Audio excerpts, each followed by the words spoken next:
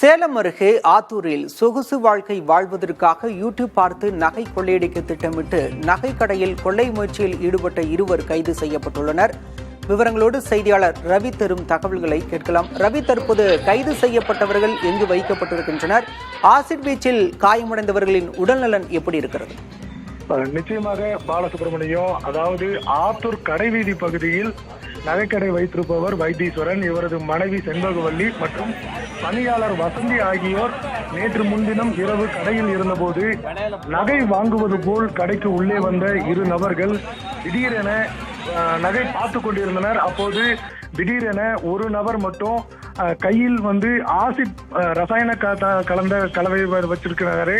திடீர்னு அதை எடுத்து வைத்தீஸ்வரன் மற்றும் அவரது மனைவி செண்பகவல்லி உள்ளிட்டோர் மீது ஊத்திருக்காங்க. ஊத்தும் போது பாத்தீங்கன்னா அவங்க அலறல் சத்தம் கேட்ட உடனே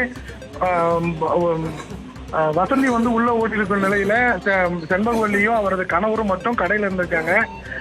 ஆசிட் வீசிய நபர் திடீரென வெளியில ஓடிட்டாரு. அதை தொடர்ந்து பாத்தீங்கன்னா ஒரு நபர் மட்டும் வைத்தீஸ்வரன் பிடிச்சிருக்காரு.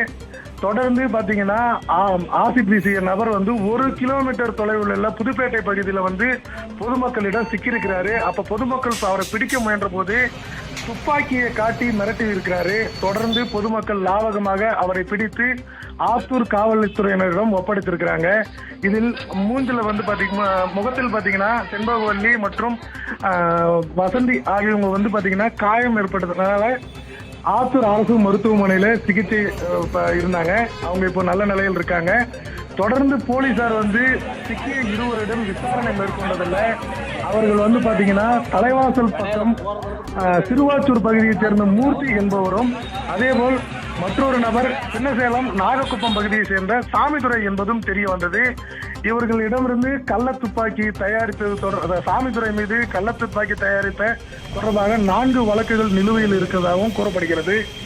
இந்நிலையில் பாத்தீங்கன்னா சொகுசு வாழ்க்கை வாழ்வதற்காக யூடியூப் பார்த்து கொள்ளையடித்து சொகுசு வாழ்க்கை வாழ இந்த கொள்ளை சம்பவத்தில் ஈடுபட்டதும் போலீசாரிடம் தெரிவித்துள்ளனர். விவரங்களுக்கு நன்றி ரவி.